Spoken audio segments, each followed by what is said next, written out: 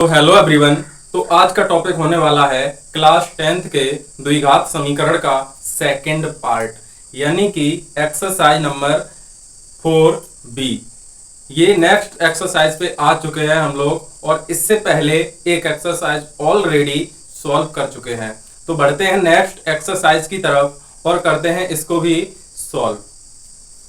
तो इस एक्सरसाइज में जो सभी क्वेश्चंस लिए गए हैं वो सभी find the value of x के बेस पर लिए गए हैं। सभी में एक्स के वैल्यू फाइंड करने रहेंगे।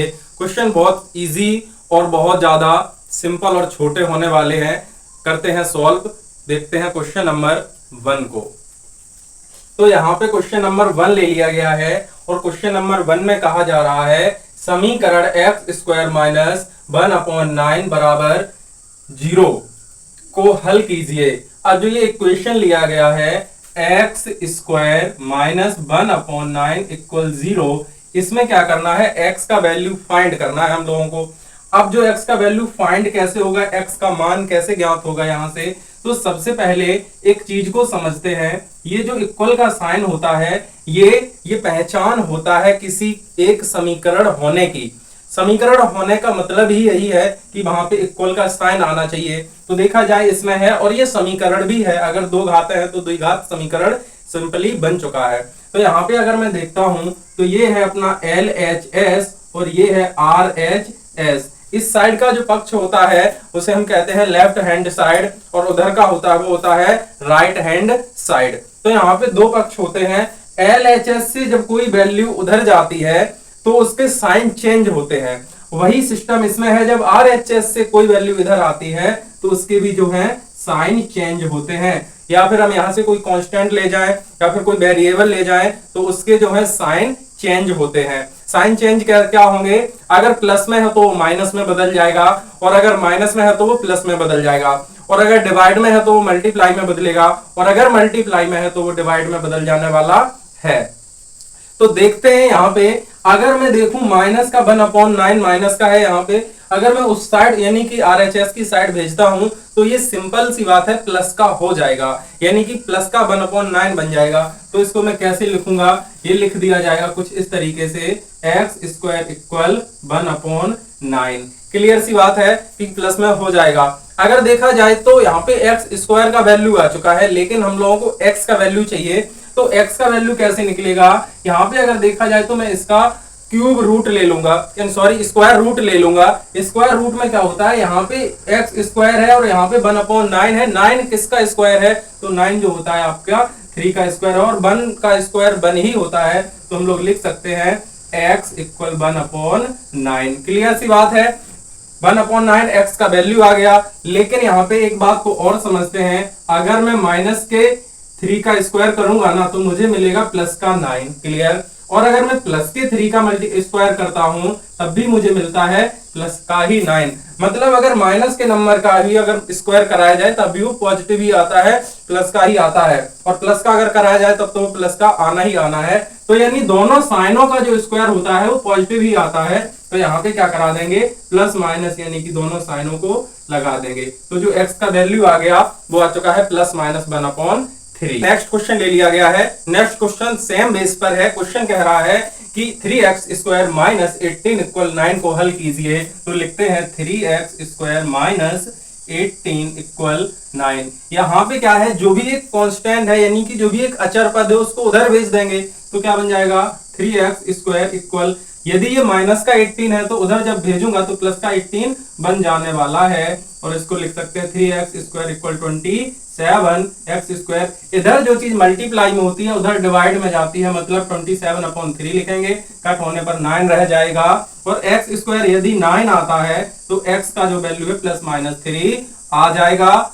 नेक्स्ट क्वेश्चन यहाँ पे ले लिया गया है, एक्स स्क्वायर माइनस 1 इक्वल 8 को हल करो। तो लिख दो एक्स स्क्वायर माइनस 1 इक्वल 8।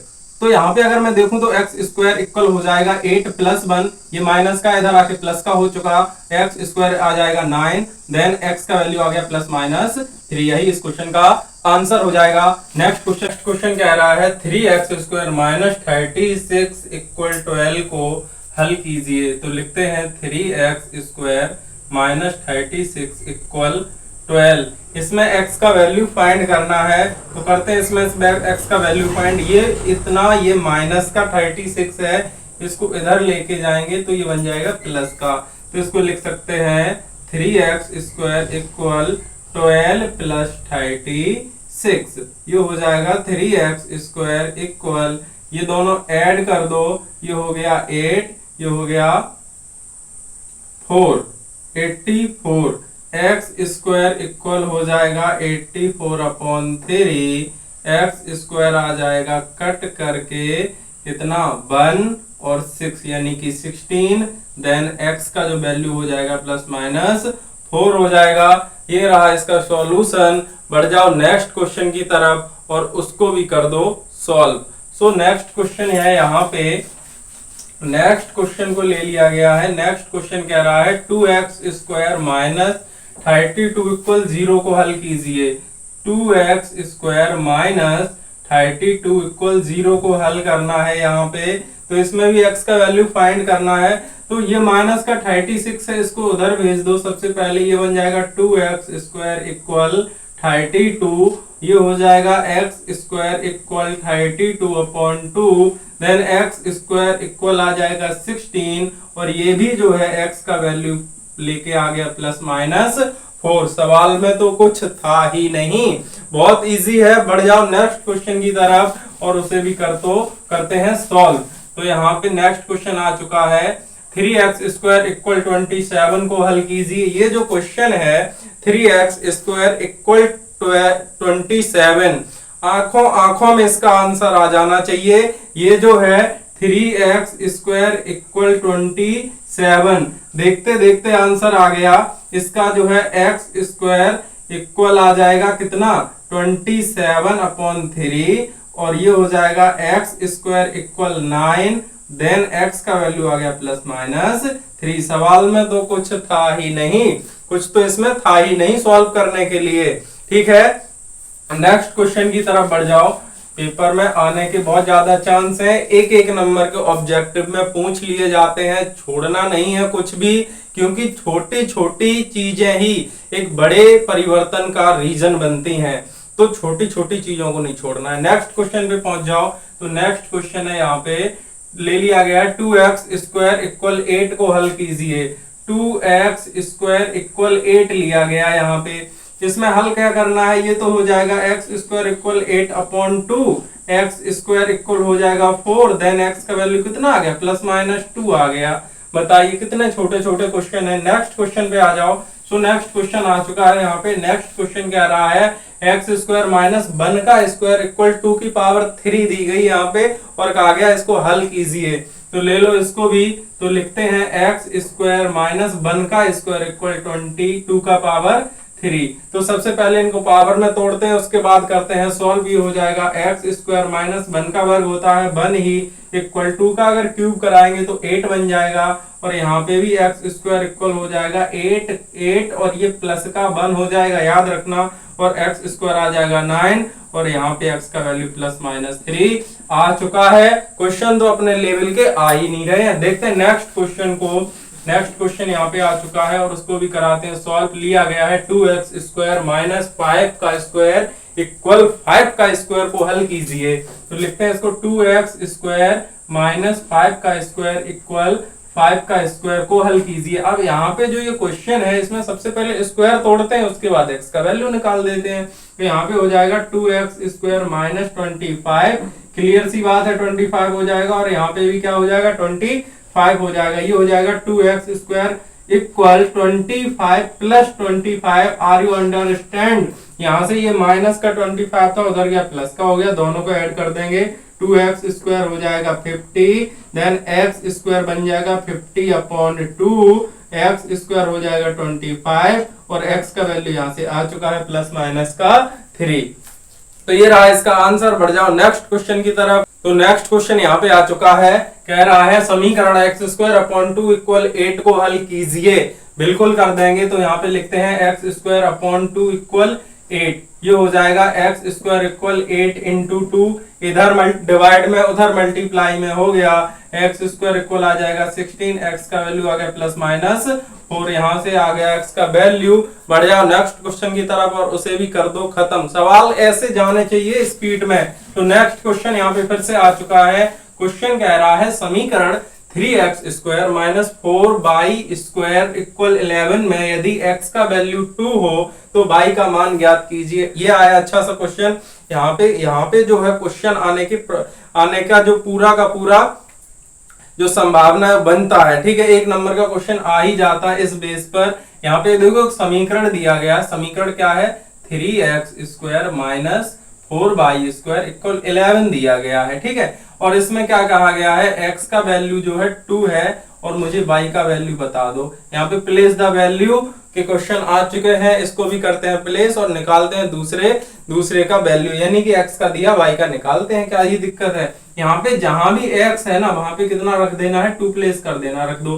तो 3 इंटू 2 का स्क्वायर माइनस 4 y का स्क्वायर इक्वल 11 हो गया।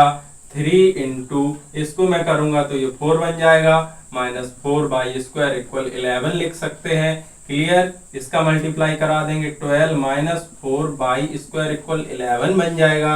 ये 12 प्लस का उधर भेज देंगे, माइनस का 4 स्क्वायर इक्वल 11 माइनस 12 लिख सकते हैं।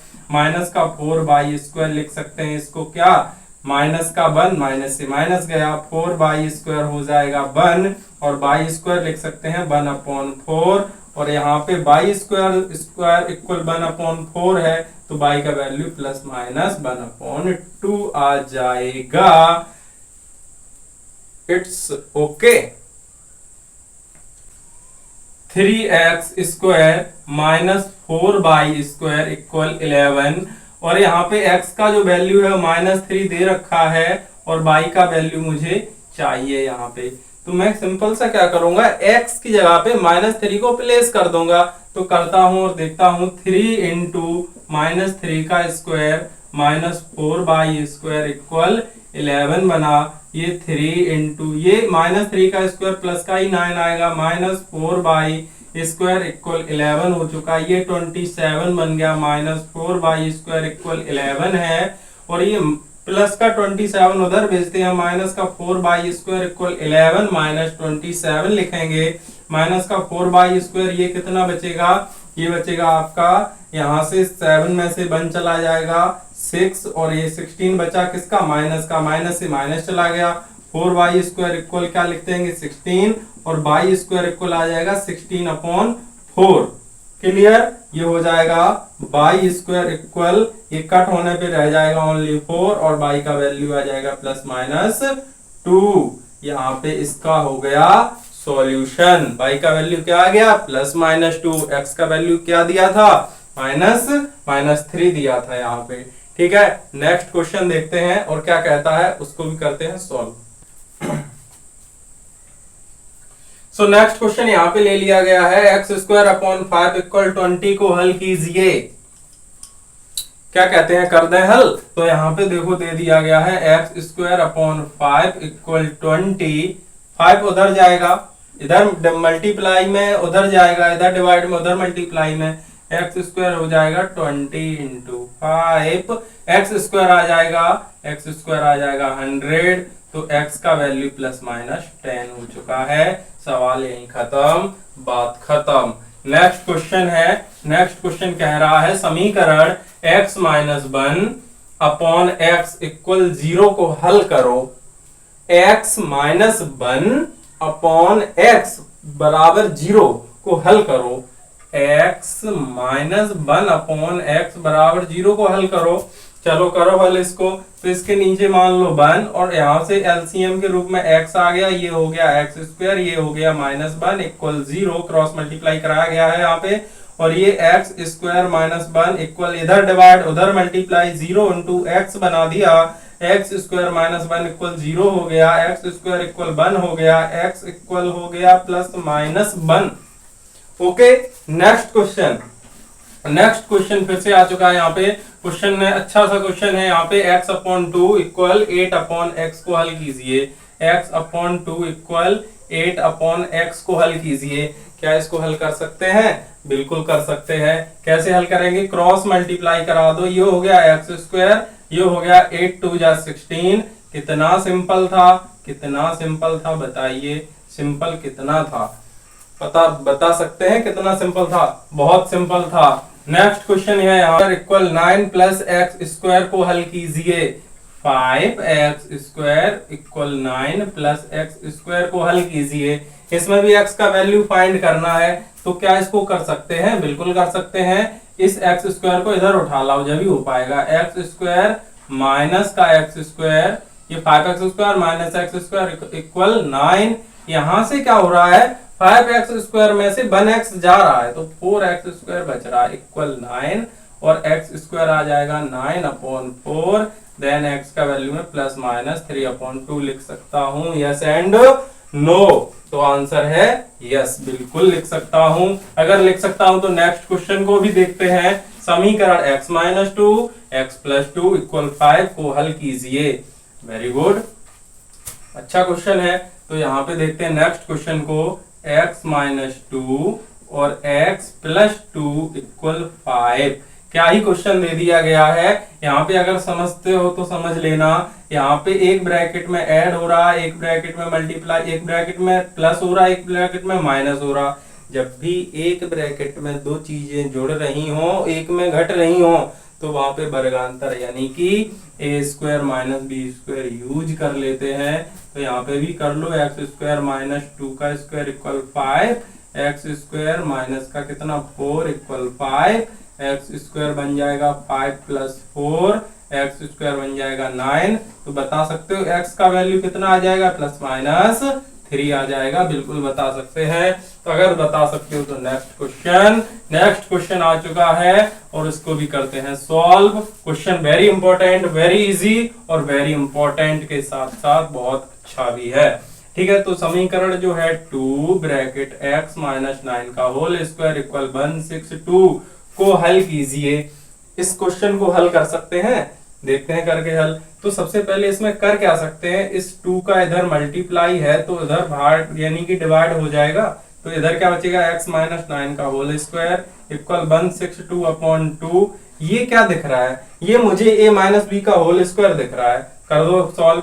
a square plus B square minus का ए बी समझ लेना, कट होने पे कितना हो जाएगा? ये हो जाएगा आपका 8 और 1। क्लियर? क्या मैं इसको कट कर दूं? बिल्कुल कट कर दूं।